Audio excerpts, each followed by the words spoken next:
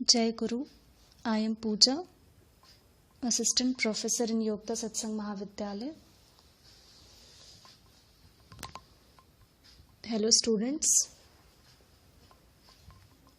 आज के इस वीडियो लेक्चर में हम लोग फंक्शंस ऑफ फाइनेंशियल मैनेजमेंट पे डिस्कस करेंगे, यानी वित्त प्रबंध, वित्तीय प्रबंध के कार्य क्या क्या हैं।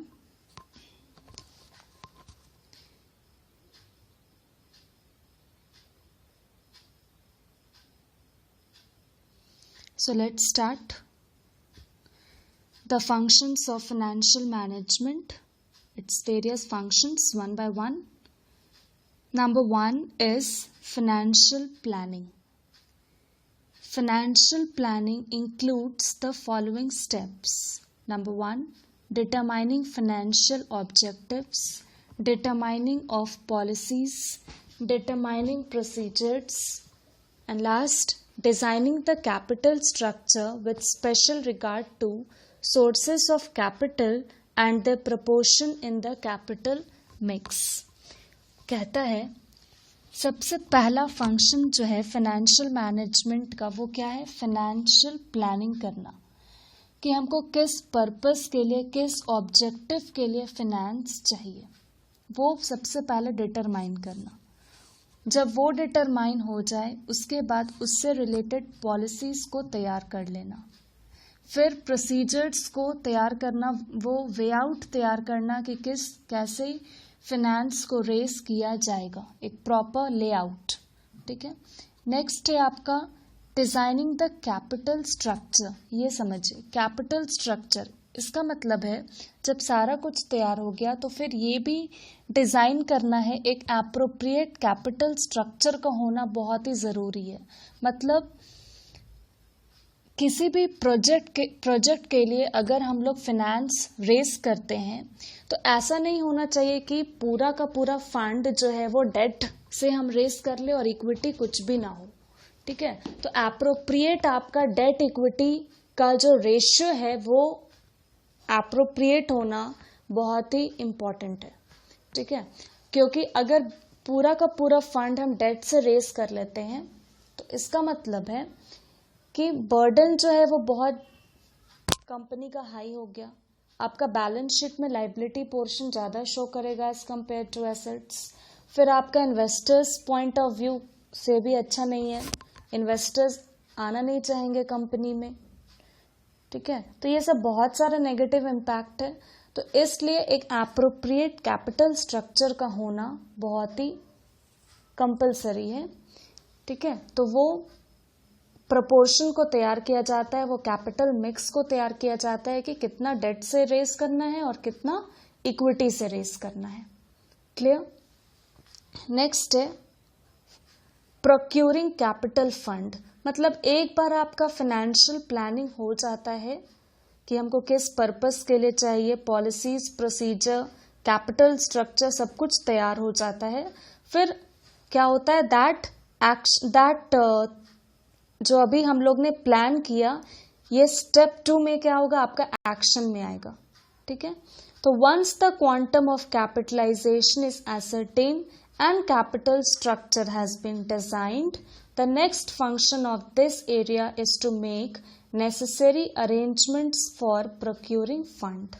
ठीक है। फंड को अब रेस किया जाएगा।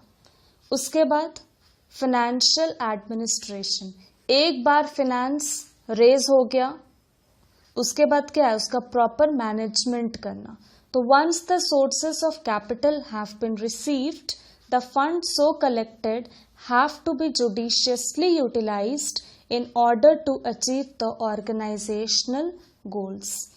तो एक बार फंड आ गया उसके बाद उसको अच्छे तरीके से मैनेज करना, जुडिशियसली यूटिलाइज करना जहाँ जरूरत है, ताकि मिनिमम रिस्क पर मैक्सिमम रिटर्न मिल सके और कंपनी का जो गोल है वो अचीव हो सके। क्लियर। नेक्स्ट फंक्शन है आपका फाइनेंशियल डिसीजंस लेना। तो ये फाइनेंशियल डिसीजंस को हम लोग 3 टाइप्स में बांटेंगे, 3 सब टाइप्स में। नंबर 1 है आपका इन्वेस्टमेंट डिसीजंस, दूसरा फाइनेंसिंग डिसीजंस, तीसरा dividend decisions. Let's see one by one. Investment decisions. It means decision related to investment of funds. Investment in long-term asset is done for long period. Decisions related to long-term assets are known as capital budgeting decisions. ठीक है, जो decision long term asset से या investment से related किया जाता है, long term investment से रिलेटेड डिसीजंस किया जाता है, वैसा डिसीजंस को हम क्या बोलेंगे? Capital budgeting decisions. ठीक है, और जो डिसीजन आपका करंट एसेट से रिलेटेड होता है, day to day working capital requirement से, उस डिसीजन को हम बोलते हैं working capital requirement decisions. Clear? Next, financing decisions. Financing decisions में किस तरह का डिसीजन लिया जाएगा? How the required fund should be procured and from which sources. मतलब जो फंड चाहिए वो कैसे प्रोक्यूर हो, कैसे हम रेस करें और किस सोर्सेस से हम रेस करें. मतलब वो या डिबेंचर हो, पब्लिक डिपॉजिट्स हो, आपका लोन के फॉर्म में हो, इक्विटी हो, किस वो सोर्सेस क्या होगा. और the decision is related to making capital structure, और एक एप्रोप्रिएट कैपिटल मिक्स को भी देखना कि मतलब डेट इक्विटी का जो रेशियो है वो एप्रोप्रिएट होना चाहिए. ऐसा नहीं कि डेट बहुत हाई हो जाए और इक्विटी का रेशियो बहुत कम हो जाए. तो एक एप्रोप्रिएट कैपिटल स्ट्रक्चर का होना भी बहुत जरूरी है. Clear? Dividend decisions. This decision is related to how much amount of profit should be distributed as dividend to shareholders and how much to be retained. इसका मतलब ये होता है कि इस डिसीजन में ये डिसीजन लिया जाता है डिविडेंड डिसीजंस में कि कितना प्रॉफिट एज डिविडेंड के फॉर्म में हमको शेयर होल्डर्स को देना है, और कितना प्रॉफिट जो ऑर्गेनाइजेशन में हुआ है वो कितना प्रॉफिट रिटेन किया जाए, मतलब कितना रिजर्व के फॉर्म में कंपनी में रखा जाए.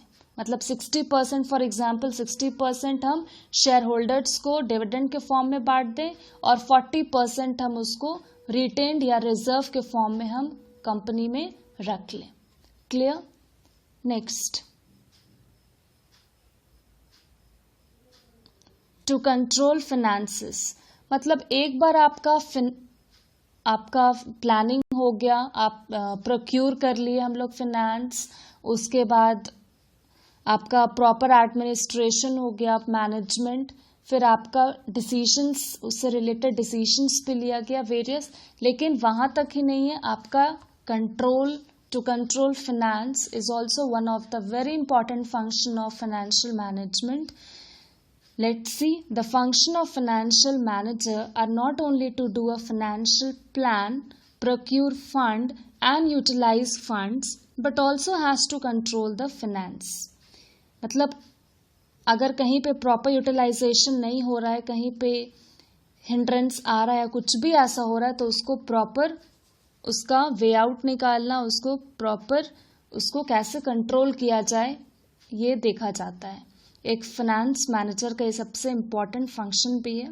तो how it is done? This function can be done by many techniques like ratio analysis, cost analysis and profit distribution technique etcetera.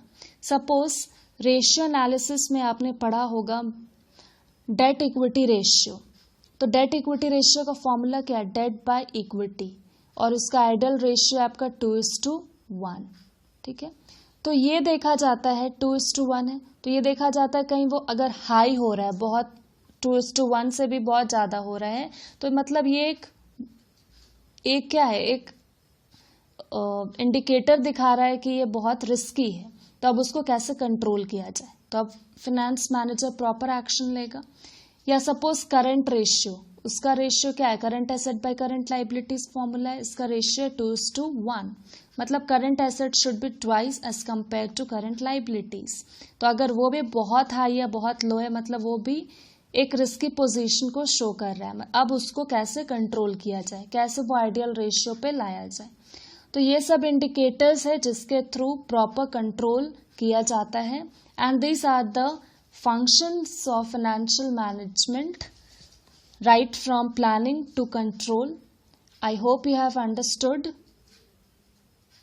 In coming videos, I'll discuss on what are the differences between profit maximization and wealth maximization. Okay, thank you. Jai Guru.